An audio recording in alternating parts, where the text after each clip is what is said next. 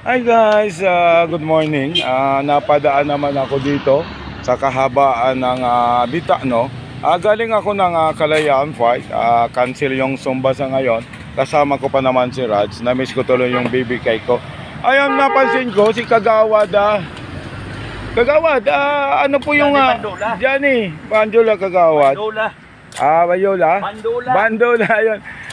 Maganda yung naging ano nyo, kayo lang dalawa. Pwede kayo interview saglit lang. Ako po si RB Bicol TV, Bandola. Sir Bandola. Madalas nyo itong ginagawa, ayan. Harap kayo mo saglit. Wow. Hello.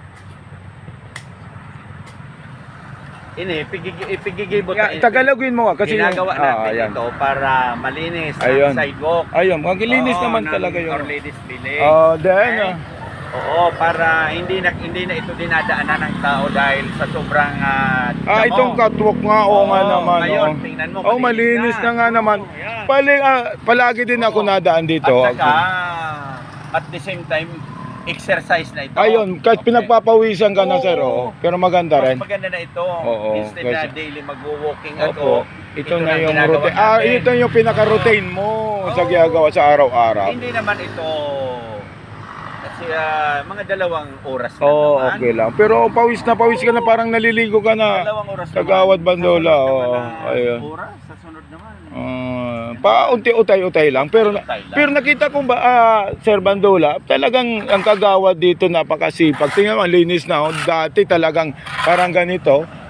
Maganda. Tingnan mo na siya, yan. Tingnan Ayun, mo. maganda.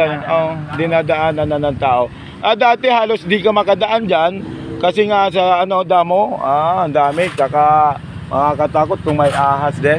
Pasalamat tayo ngayong morning sa ating ama na pinagkaloob na naman sa atin na kagandaan ng panahon kasi kanina